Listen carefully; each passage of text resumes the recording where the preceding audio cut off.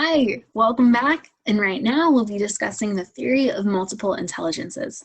So to begin, we're going to zoom in on our first points right here. So theory of multiple intelligences, what is it? This is a theory that works to create a dynamic classroom setting that encourages active learners to develop a long-term knowledge of the concepts that they're learning in school. So in order for this to work, teachers have to understand and recognize that there is no one standard IQ.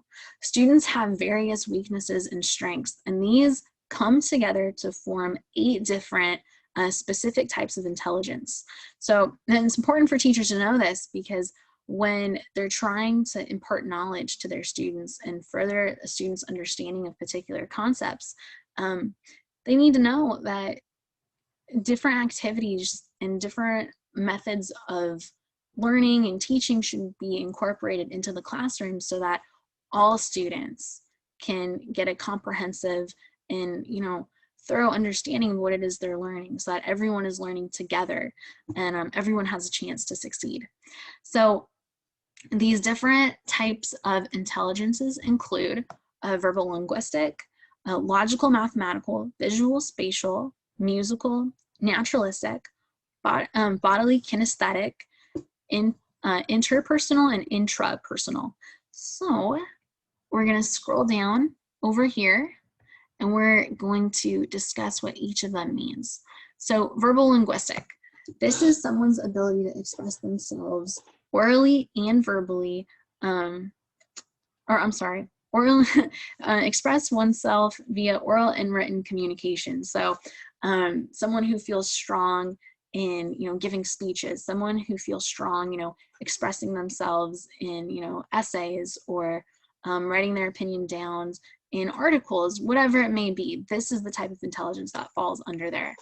The next one is logical mathematical. So this is someone who feels strong with logical mathematical reasoning. So their ability to solve equations, look at different scenarios and problem solve mathematically.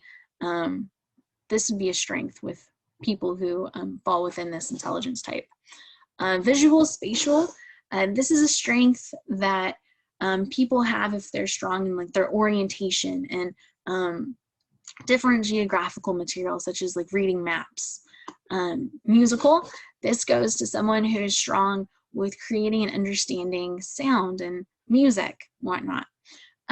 Naturalistic, this is someone who falls underneath this intelligence is someone who is strong in identifying things like different plants and distinguishing different, animals and understanding like weather patterns and formations and just things that pertain to the natural world.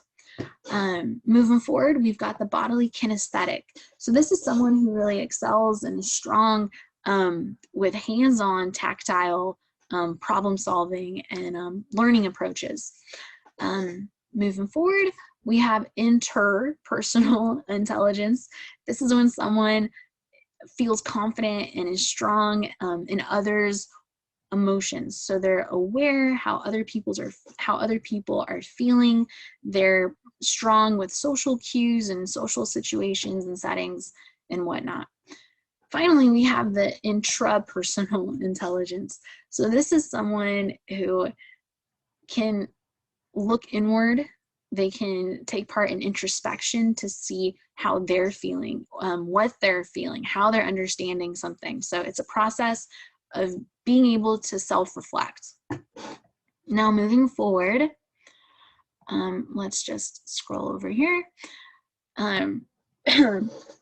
Not only does the theory of multiple intelligence describe the 8 different types of intelligence, but it also, sets forth different assertions that teachers should employ within their classrooms.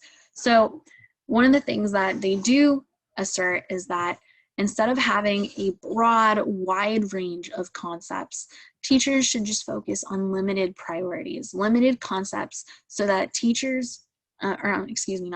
that students can develop a more in-depth, thorough, comprehensive knowledge of what the class concepts are. And in doing this, when they have that thorough, in-depth knowledge, they're creating a solid foundation.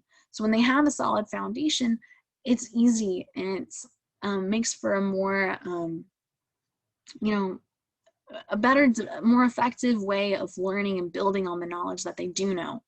So finally, over here, the theory of multiple subjects also says that when teachers are giving exams or when teachers are giving out exams, before that even happens, students should be made aware of what it is they're expected to learn. So they should know what the learning goals are, so that when it comes time for the exam, they're not confused or they're not unsure of what it is they're being tested on.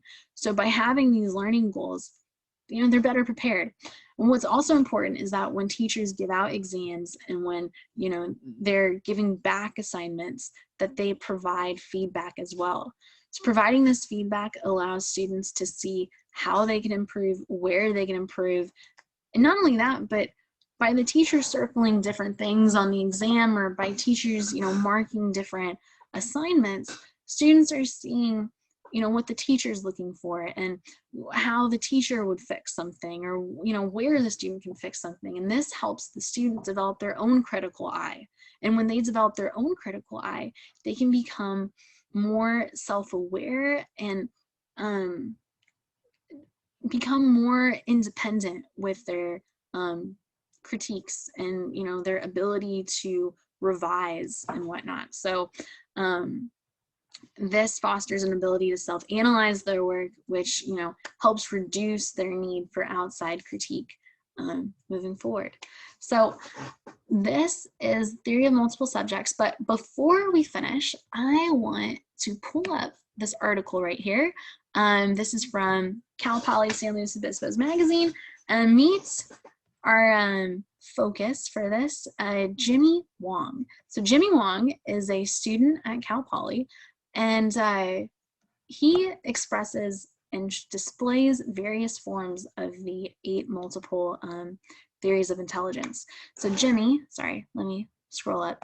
Jimmy has a background in culinary science. So growing up, he really enjoyed cooking. He really enjoyed food. In high school, he was able to apprentice and work under 2 different Michelin chefs.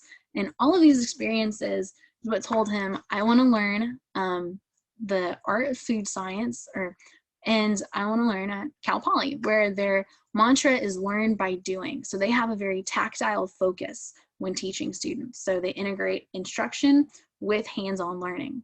So now Jimmy, during his college career, he decided, okay, I like food and I would love to try my own hands at building a pop-up restaurant.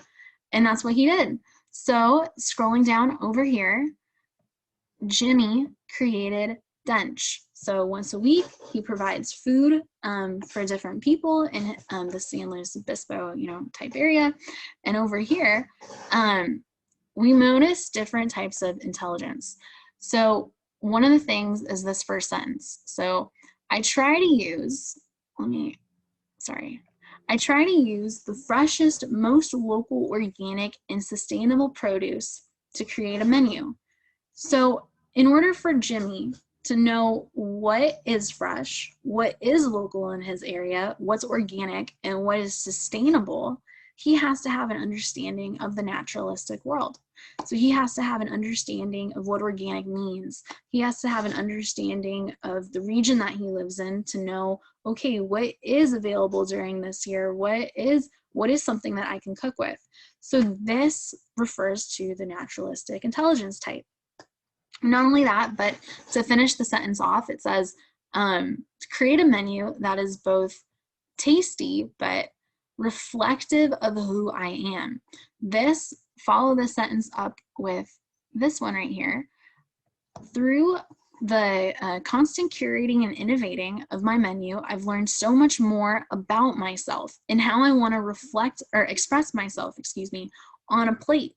So this process of expressing himself and something that is self-reflective, something that really is a work from within, that is an introspective intelligence. It's something that he has to self-reflect, self-analyze, say, okay, what am I learning about myself? How do I want to express myself on this plate?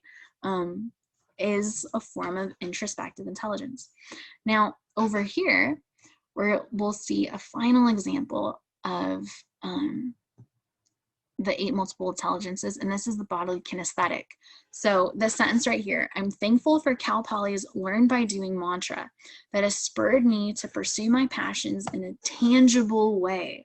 So he's a chef. So as a chef, you know, he's working with his hands, he's creating food, working with food, creating different plates, creating menus.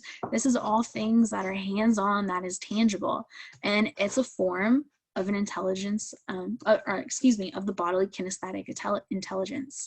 So this was just a quick example just to show how all of these different multiple intelligences apply within a real world scenario. So thank you so much for listening, and I'll see you next time.